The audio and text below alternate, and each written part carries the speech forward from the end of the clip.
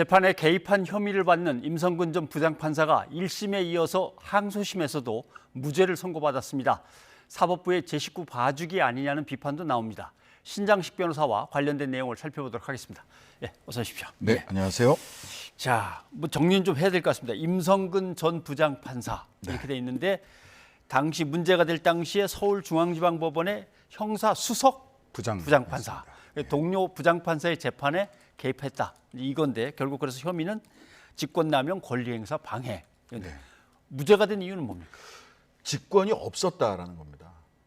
그렇게 다른 판사의 재판에 개입할 수 있는 직권 자체가 없다. 왜냐하면 기본적으로 보자면 판사는 독립돼 있지 않습니까? 그렇죠. 따라서 판사는 기본적으로 직권을 행사하고 다른 판사에게 직권을 행사하거나 또는 그 직권 권리 행사를 방해받을 수 있는 위치에 있지 않다. 근데 이거는 그 법전에는 그렇게 독립돼 있다고 했을지 모르겠지만 실질적으로는 개입한 것이 사실관계로 눈에 보이는데 법리상으로는 직권이 없으므로 직권을 남용할 수도 없다라고 하는 법리가 그대로 적용된 겁니다.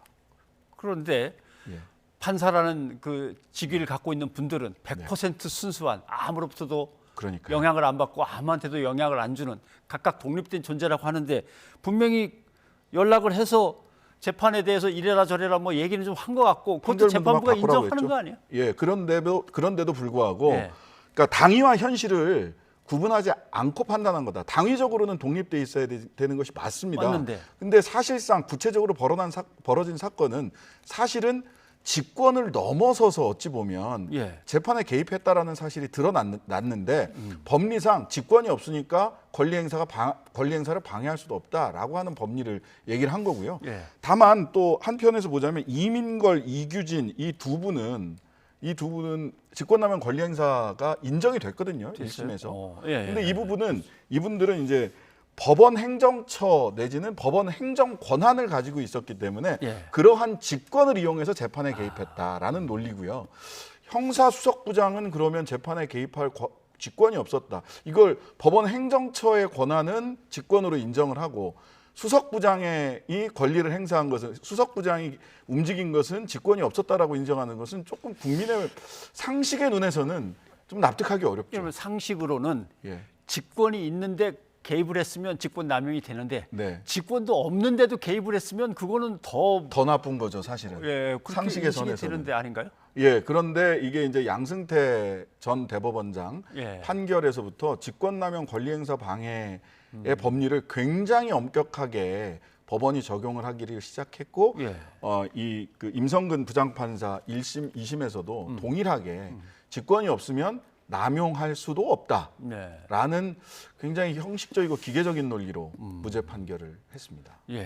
재판 장에게 재판 중간에 중간 판단을 하고 판결문에다 이런 내용도 좀 넣어라 이렇게 했던 거 아닌가요? 그렇죠. 빨간펜 선생님까지 했습니다. 근데 이것을 임성근 부장은 계속해서 후배를 보호하기 위해서 즉 여론으로부터 비난받는 판결을 쓰지 못하게 그렇게 함으로 인해서 후배를 보호하기 위한 선배의 조언이었다. 이렇게 얘기를 하는데요. 그 조언을 받은 후배 판사는 그것이 단순히 나를 걱정하는 조언이라고만 생각을 하셨는지 정말 그 깊은 속내를 들여다보고 싶습니다. 알겠습니다. 일단 이렇게 해갖고 자 1심, 2심이 끝나버린 겁니다. 그런데 판사는 다른 공직에 있는 분들하고는 달라서 그냥 뭐 파면 이런 게 아니라 탄핵을 하게 돼 있습니다. 문제가 된다면. 맞습니다. 근데 지금 헌법재판소에 지금 탄핵 심판이 가 있잖아요, 이분은. 탄핵 심판이 진행되고 있고요. 지난 10일 날 탄핵 심판에서 구두 변론을 마쳤습니다. 그래서 그럼 이제 결정을 기다리고 있는데요. 여기서 이제 쟁점이 되는 부분은 여전히 이게 탄핵에 이를 만큼 재판의 독립을 해쳤느냐. 재판의 독립이라는 것은 우리 국민들의 독립된 재판을 받을 권리를 보장하기 위한 거거든요. 그 판사 개인의 권리를 보장하기 위한 게 아닙니다, 사실은. 근데 1심, 2심 재판에서 임성근 전 부장판사 1심, 2심 재판에서 직권남용은 아니지만 법관의 독립을 침해하는 위헌적 행위다. 그다음에 부적절한 재판 관여 행위다.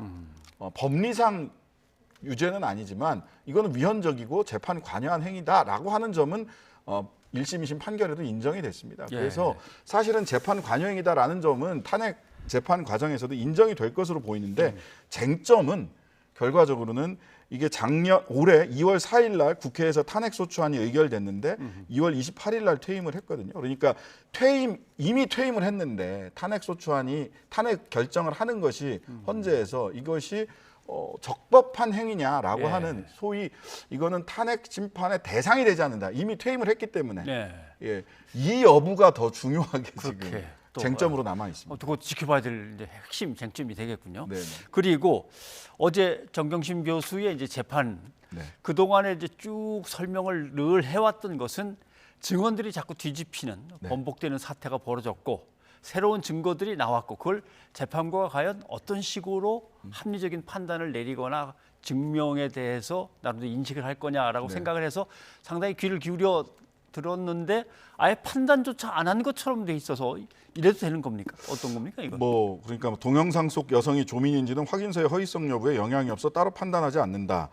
또 그 변호인 측이 자체적인 포렌식 결과를 근거로 PC 위치 등 표창장 작성 방법을 다투는 주장은 위조 사실을 인정하는 데 장애가 될 수 없으므로 따로 판단하지 않는다. 따로 판단하지 않는다. 이게 이제 좀 납득하기가 좀 어려울 수 있는데 왜냐하면 이런 겁니다. 물론 법원에서 나아가 판단하지 않는다라는 표현이 종종 판결문에 나옵니다. 그건 무슨 얘기냐면 철수가 우리 집에 있는 시계를 훔쳤어라고 얘기를 했는데 철수가 우리 집에 간 사실 자체가 없다. 이러면 시계를 훔쳤는지 여부는 따로 나아가 판단할 필요가 없는 거죠. 예. 합리적 의심 없이 모든 게 입증됐다라고 보는 거죠. 가지를 않았으니까. 시계를 훔칠 수도 없는 거죠. 현장 부재 증명이 있었던 겁니다. 예. 근데 이제 이 PC의 위치라든지 조민 씨인지 동영상에서 나온 여성이 조민 씨인지 여부는 실제로 이게 확인서가 그 인턴 증명서가 허위인지 내지는 범죄의 도구라고 할 수 있는데요. PC가 방배동에 있었느냐 동양대에 있었느냐. 그렇죠. 범죄의 도구가 방배동에 있었느냐 동양대에 있었느냐에 대해서 많은 의문이 제기됐는데 그 의문에 대해서 답하지 않고 1심에서